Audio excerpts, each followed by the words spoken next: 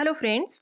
आज की क्लास में हम लोग देखने वाले हैं हिंदी पेडागोजी के कुछ प्रश्नों को जो कि सीटेट 2022 के लिए बहुत ही महत्वपूर्ण है। और आज हमने जो प्रश्न लिया है वे सभी 5 जनवरी 2022 को जो सीटेट का पेपर 1 हुआ था वहां से लिए गए हैं। देखिए, आज का जो क्लास है वो बहुत ही महत्वपूर्ण होने वाला है क्योंकि इसमें प्रश्नों के साथ साथ आप कुछ नई चीज़ों को भी जानेंगे जो कि शायद आप पहले से नहीं जानते हैं। तो चलिए शुरू करते हैं आज की क्लास को। देखिए, पहला प्रश्न है, मातृभाषा आधारित बहुभाषावाद क्या है? ऑप्शन फर्स्ट है, किसी की विद्यालयी शिक्षा मातृभाषा में आरंभ करना और बाद में अनेक भाषाओं को जोड़ते जाना। सेकंड है, किसी की विद्यालयी शिक्षा मातृभाषा में आरंभ करना और बाद में अंग्रेजी को माध्यम के रूप में लेना। थर्ड है, माध्यम के रूप में मातृभाषा में सीखना और अंग्रेजी को एक भाषा के रूप में सीखना। और फोर्थ है, विद्यालयी शिक्षा के प्राथमिक वर्षों के दौरान जहां तक संभव हो सके अधिक से अधिक भाषाएं सीखना। तो देखिए फ्रेंड्स, इसका जो सही आंसर हो जाएगा वो है हमारा ऑप्शन फर्स्ट। मातृभाषा आधारित बहुभाषावाद का मतलब ये होता है कि प्रारंभिक शिक्षा बच्चे की हम लोग मातृभाषा में प्रदान करें और बाद में उसमें अनेक भाषाओं को हम लोग जोड़ते जाएं। आगे देखेंगे। दूसरा प्रश्न है, कक्षा 5 की एक अध्यापक 5 या 6 शब्दों वाले 5 वाक्यों का श्रुतलेख करवाती है। वह 2 बार वाक्य पढ़ती है और शिक्षार्थियों को ध्यानपूर्वक सुनने के लिए कहती है और बोले गए वाक्यों को लिखने के लिए कहती है। यहाँ पर अध्यापक श्रवण के किस उपागम का प्रयोग करना चाहती है? ऑप्शन फर्स्ट है शीर्षपाद उपागम, जिसे टॉप डाउन भी कहते हैं। सेकंड है संप्रेषणात्मक उपागम। थर्ड है ऊर्ध्वगामी उपागम, जिसे बॉटम अप भी कहते हैं। और फोर्थ है श्रुतलेख उपागम। तो देखिए, इसका जो सही आंसर हो जाएगा वो है हमारा ऑप्शन थर्ड, ऊर्ध्वगामी उपागम। अब हमें समझना जरूरी है क्योंकि पिछली बार यहाँ पर लोगों ने बहुत सारी गलतियां की थी और इस टाइप के काफी प्रश्न हमें देखने को मिले थे। टॉप डाउन क्या है और बॉटम अप क्या है, इसे समझिए। टॉप डाउन में क्या होता है कि हम शब्दों, वाक्यों या ध्वनियों पर ध्यान देने की बजाय भाषा को एक समग्र रूप में देखते हैं, उसके अर्थ पर ज्यादा ध्यान देते हैं। तो जहां कभी भी अर्थ पर ज्यादा फोकस हो वो हमारा होता है शीर्षपाद उपागम, टॉप डाउन होता है। लेकिन ऊर्ध्वगामी यानी बॉटम अप में क्या होता है कि यहाँ पर हम ध्वनियों पर ज्यादा फोकस करते हैं, अर्थ पर नहीं। ध्वनि, वाक्य, उसका जो व्याकरणिक पक्ष हो गया, साथ ही अगर जहां कहीं भी आपको श्रुतलेख देखने को मिले, क्लोज टेस्ट दिखने को मिले, बहुविकल्पी प्रश्न देखने को मिले, तो उसके द्वारा हम लोग क्या करते हैं, बॉटम अप को बढ़ावा देते हैं। इसलिए यहाँ पर ऑप्शन थर्ड हमारा सही आंसर होगा। तो फ्रेंड्स, उम्मीद है कि आप इस चीज को समझ गए होंगे कि टॉप डाउन अप्रोच क्या होता है, बॉटम अप क्या होता है, और इस प्रकार के प्रश्नों में अब आप गलती नहीं करेंगे। आगे देखेंगे। तीसरा प्रश्न है, एक अध्यापक अपनी कक्षा में विभिन्न समूहों को 10 शब्दों का एक समूह देती है।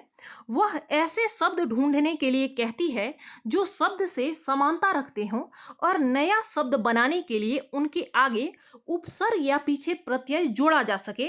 इसे क्या कहा जाता है? ऑप्शन फर्स्ट है शब्दजाल, सेकंड है थीम विषयक शब्द संपदा, थर्ड है विन्यास और फोर्थ है शब्द समूह। तो देखिए, इसका जो सही आंसर हो जाएगा वो है हमारा ऑप्शन थर्ड, विन्यास। अब इसका मतलब समझिए, किसी भी भाषा में जिन नियमों, सिद्धांतों एवं प्रक्रियाओं के द्वारा वाक्य बनते हैं उसे हम लोग वाक्य विन्यास कहते हैं। इसलिए इसका आंसर थर्ड हमारा होगा, क्योंकि इसमें क्या ढूंढने को कहा जा रहा है, जो कि ऐसे ही शब्द समानता रखते हो, साथ ही नया शब्द बनाने के लिए उसमें उपसर्ग भी जोड़ा जा रहा है, प्रत्यय को भी जोड़ा जा रहा है, तो इसलिए इसे हम लोग विन्यास कहेंगे। आगे देखेंगे। अगला प्रश्न है, बोली से क्या तात्पर्य है? ऑप्शन फर्स्ट है किसी एक क्षेत्र या सामाजिक समूह की वाचन विशेषता, सेकंड है किसी एक क्षेत्र विशेष के लोगों द्वारा लेखन के लिए इस्तेमाल की जा रही भाषा, थर्ड है किसी कार्य विशेष से संबंध रखने वाले लोगों की वाचन विशेषता, और फोर्थ है सत्ताधारी लोगों द्वारा इस्तेमाल की जा रही भाषा। तो बोली हम किसे कहते हैं? सामान्यतः किसी एक विशेष क्षेत्र का जहाँ का एक सामान्य सा बोलचाल की भाषा हो उसे ही हम लोग बोली कहते हैं। तो इसलिए ऑप्शन फर्स्ट हमारा सही आंसर हो जाएगा। ये नहीं है कि लेखन की भाषा को या फिर जो सत्ताधारी लोग हैं वो अगर बोल रहे हैं उस भाषा को हम लोग बोली कहेंगे, ऐसा कुछ भी नहीं है। इसलिए ऑप्शन फर्स्ट हमारा सही आंसर होगा। प्रश्न संख्या 5 है, एक अध्यापक कक्षा में समूह कार्य, जोड़ों में कार्य और रोल प्ले करवाती है और आकलन के लिए शिक्षार्थियों का अवलोकन करती है। आकलन संबंधी इन गतिविधियों को क्या कहा जाता है? ऑप्शन फर्स्ट है वाचन आकलन, सेकंड है कक्षा कक्ष आकलन, थर्ड है संरचनात्मक आकलन और फोर्थ है संकल्पनात्मक आकलन। देखिए ये बहुत ही आसान सा प्रश्न है। इसका जो सही आंसर हो जाएगा वो है हमारा ऑप्शन थर्ड। इस कक्षा को, इस तरीके की कक्षा को जहाँ पर समूह कार्य हो, जोड़ों में कार्य हो, रोल प्ले आदि के माध्यम से बच्चे सीख रहे हैं, तो उसको हम लोग संरचनात्मक आकलन कहेंगे। इसलिए ऑप्शन थर्ड हमारा सही होगा। अगला प्रश्न है, एक अध्यापक कक्षा में वस्तुओं के ऊपर वस्तु का नाम शिक्षार्थी की भाषाओं अंग्रेजी तथा शिक्षार्थियों द्वारा जानी गई अन्य भाषाओं में लिखती है। यहाँ पर अध्यापक क्या करने का प्रयास कर रही है? ऑप्शन फर्स्ट है शिक्षार्थियों को वर्णमाला के अक्षरों से परिचित कर रही है। सेकंड है शिक्षार्थियों में भाषा संबंधी जागरूकता पैदा कर रही है। थर्ड है शिक्षार्थियों में लिपि संबंधी जागरूकता की समझ विकसित कर रही है। और फोर्थ है कक्षा में समूह परिवेश सृजित कर रही है। तो देखिए फ्रेंड्स, इसका जो सही आंसर हो जाएगा वो है हमारा ऑप्शन फोर्थ। इसमें कहीं भी वर्णमाला या भाषा संबंधी जागरूकता की बात नहीं हो रही है। एक अध्यापिका क्या कर रही है, फिर अध्यापक क्या कर रहा है कि वस्तुओं के ऊपर उस वस्तु का नाम जो है वो छात्राओं की मतलब छात्रों की भाषाओं के माध्यम से लिख रही है या फिर अन्य भाषाओं में भी लिख रही है। तो ऐसा करके वो भाषा का एक परिवेश सृजित कर रही है, जिसमें ये नहीं है सीमित नहीं है, प्रतिबंधित नहीं है कि केवल एक ही भाषा का प्रयोग करना है या फिर अन्य भाषा नहीं जानना है, ऐसा कुछ भी नहीं है। तो इसलिए ऑप्शन फोर्थ हमारा सही आंसर होगा। अगला प्रश्न है, भाषांतरण यानी ट्रांसलैंग्वेजिंग से क्या तात्पर्य है? ऑप्शन फर्स्ट है भाषा की कक्षा में अनेक भाषाओं का शिक्षण। सेकंड है किसी विषय वस्तु के शिक्षण अधिगम के लिए एक भाषा के बाद दूसरी भाषा का प्रयोग करना। थर्ड है कक्षा में शिक्षा अधिगम और बोलने के लिए अनेक भाषाओं का इस्तेमाल करना। फोर्थ है सभी विषय वस्तुओं और साथ ही साथ भाषाओं को एक ही भाषा में पढ़ाना। तो देखिए इसका जो सही आंसर हो जाएगा वो है हमारा ऑप्शन थर्ड। हम लोग 2-3 दिन से लगातार देख रहे हैं कि भाषांतरण यानी ट्रांसलैंग्वेजिंग से एक प्रश्न हर बार पूछा गया है। तो इसका मतलब क्या होता है कि लचीला बहुभाषावाद, यहाँ पर जहाँ पर कि एक भाषा को ही केवल प्रेरित नहीं किया जाता है बल्कि अनेक भाषाओं में बोलने की संप्रेषण करने की आजादी दी जाती है। इसलिए ऑप्शन थर्ड हमारा सही आंसर होगा। अगला प्रश्न है, किसी पाठ्य सामग्री की प्रामाणिकता से क्या तात्पर्य है? ऑप्शन फर्स्ट है शिक्षार्थियों के स्तर को ध्यान में रखते हुए पाठ्य पुस्तक के लेखकों द्वारा विकसित सामग्री। सेकंड है मूलतः किसी एक संदर्भ विशेष से उपजी सामग्री जिसमें भाषा सहज रूप से प्रयुक्त हो। थर्ड है भाषा में अधिकार रखने वालों द्वारा विकसित पाठ्य सामग्री।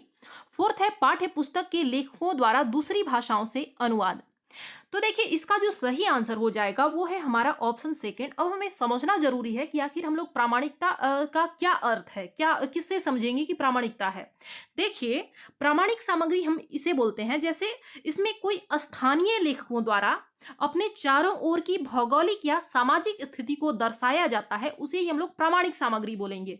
जैसे मान लीजिए हमारे यहाँ आप जिस भी राज्य में रहते हैं उस जगह का कोई स्थानीय एक ऐसा चित्रकार होगा या फिर लेखक होगा या गायक होगा जो कि वहीं के लोगों को ध्यान में रखते हुए गाना को गाता होगा या फिर कुछ भी चीज को लिखता होगा, और अन्य जगहों से या फिर अन्य लोगों से उसे कोई मतलब नहीं है, लेकिन उसका जो भाषा होता है वो एकदम मूल रूप से होता है। जैसे आप वर्तमान में ले सकते हैं जो एक नेहा सिंह राठौर हैं जो कि भोजपुरी में अपना जो सॉन्ग होता है उसको गाती हैं। तो उसमें क्या है, उन्होंने भोजपुरी समाज को इसमें वो रखा है, को मध्य नजर रखा है, उसको ध्यान में रखते हुए वो गाना गाती हैं या फिर लिखती हैं।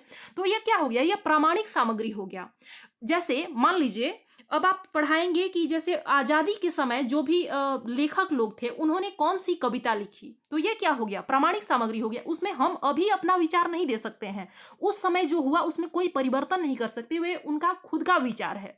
तो इसलिए यही है हमारा प्रामाणिक सामग्री। और इससे क्या होता है कि इसमें सहज भाषा प्रयुक्त होता है, साथ ही इसे बच्चों का जो प्रेरणा होता है, जो मोटिवेशन होता है, उस पर पॉजिटिव इफेक्ट होता है, साथ ही उनमें रचनात्मक दृष्टिकोण का भी वृद्धि होता है। इसलिए ऑप्शन सेकंड आपका सही आंसर होगा। देखिएगा इस पिछली बार प्रामाणिकता से भी काफी सारे प्रश्न पूछे गए थे और इस बार भी पूछे जाएंगे, इसलिए इसका अर्थ अच्छे से समझना बहुत जरूरी है। अगला प्रश्न है, निम्नलिखित में से कौन सा उपागम शिक्षार्थियों को अच्छा लेख लिखने के भिन्न चरणों को समझने का अवसर देगा? ऑप्शन फर्स्ट है वर्णनात्मक लेखन, सेकंड है लेखन का प्रक्रिया उपागम, थर्ड है लेखन का उत्पाद उपागम और फोर्थ है संस्थानात्मक लेखन।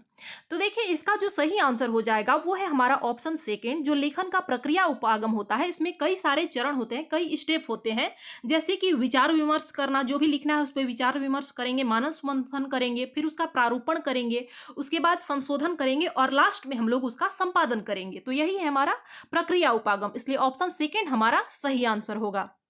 अगला प्रश्न है, व्याकरण सीखने से क्या आशय है?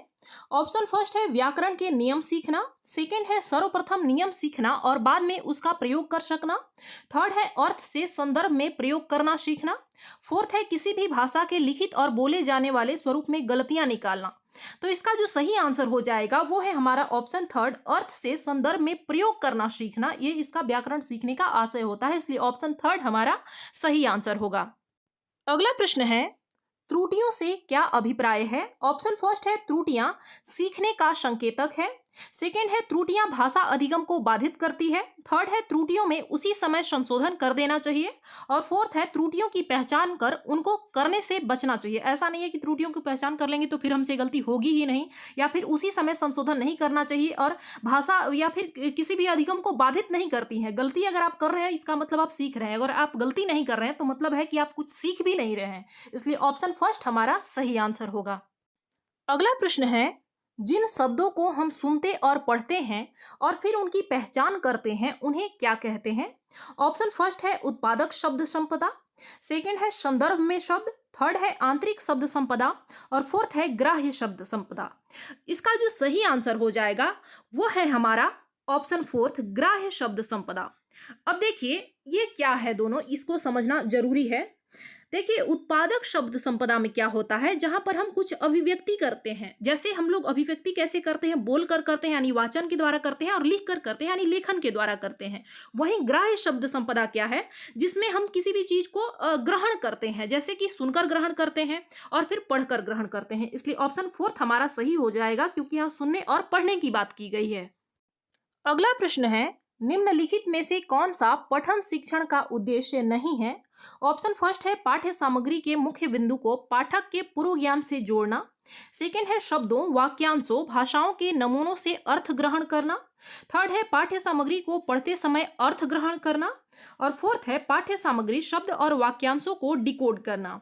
तो इसमें प्रश्न जो है वो नेगेटिव है, इसलिए इसका जो सही आंसर हो जाएगा वो है हमारा ऑप्शन फोर्थ। पठन का हमारा ये उद्देश्य नहीं होता है कि हम शब्दों को, वाक्यांशों को उसको डिकोड करें, इसलिए ऑप्शन फोर्थ हमारा सही आंसर होगा। जबकि पढ़कर अर्थ ग्रहण करना और फिर जो हम पढ़ रहे हैं वो हमारे पूर्व ज्ञान से संबंधित होना, ये सभी पॉजिटिव हैं।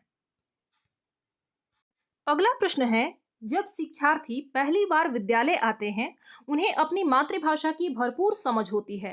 अध्यापक अंग्रेजी या किसी अन्य भाषा की कक्षा में शिक्षार्थियों की मातृभाषा का इस्तेमाल कैसे कर सकती है? ऑप्शन फर्स्ट है अध्यापक कक्षा की सामान्य भाषा से पढ़ाना आरंभ करे, फिर शिक्षार्थी को अपनी भाषा का इस्तेमाल करने दे। सेकंड है अध्यापक को सिर्फ अंग्रेजी या दूसरी भाषाओं का इस्तेमाल करना चाहिए और शिक्षार्थियों को उनकी मातृभाषा के इस्तेमाल की अनुमति नहीं देनी चाहिए, तो ऐसा आपको बिल्कुल भी नहीं करना है। थर्ड है अध्यापक बच्चों को उनकी इच्छा अनुसार भाषा का इस्तेमाल करने की अनुमति दे और वह स्वयं भी सामान्य भाषा बोल सकती है।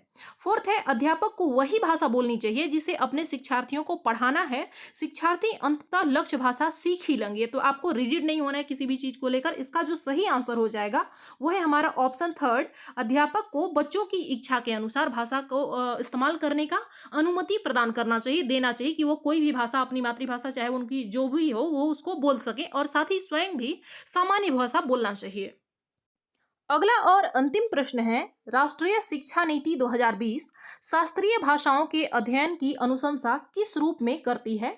ऑप्शन फर्स्ट है विद्यालय शिक्षा के मिडिल और माध्यमिक चरण के दौरान अतिरिक्त विकल्प के रूप में, सेकंड है त्रिभाषा सूत्र के अंतर्गत एक विकल्प के रूप में, थर्ड है विद्यालय शिक्षा के बुनियादी चरण के दौरान अतिरिक्त विकल्प के रूप में और फोर्थ है विद्यालय शिक्षा के माध्यमिक चरण के दौरान एक अतिरिक्त विकल्प और एक ऐच्छिक भाषा के रूप में।